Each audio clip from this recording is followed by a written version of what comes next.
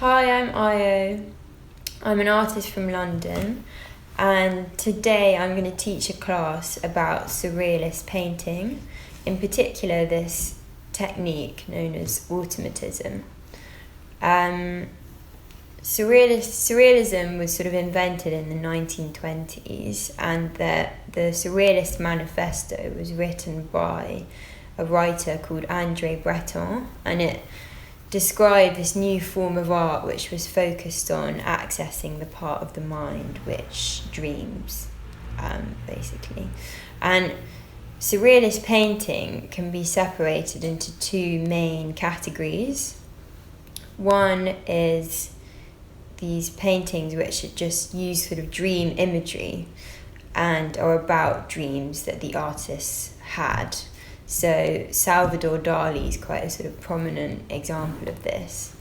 And the other category is automatism. And artists such as Ethel Colquhoun and Eileen Edgar use this technique.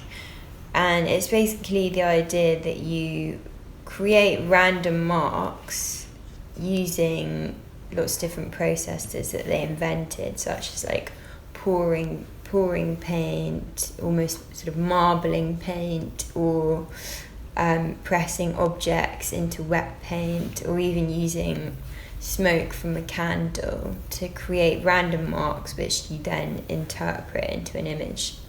And the surrealists believed that this image that arises when you look at the random marks and then interpret them comes from a part of the mind which isn't controlled by rational thought. So it's kind of a part of the mind that produces dreams, and then in a way the way that you interpret these random marks almost reveals something about your inner mind.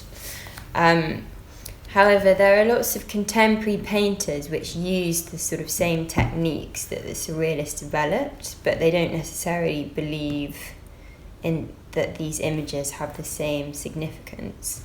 And I find it can be a very fun way of getting the ball rolling when you've reached a phase in your work where you're a bit stuck with knowing what kind of image you want to make.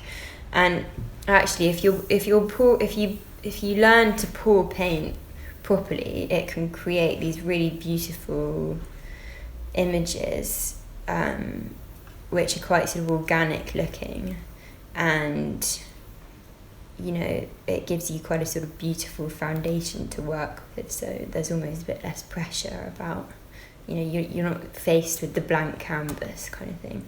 And quite a good painter who uses this technique is called Inka Essenhai. I've made some works already, and then I'm just going to show you the two parts of the process. Firstly, kind of how to pour paint, and how I then interpret the wet paint into an image. But you can adapt these techniques into whatever you want. So it's a very fun thing to do.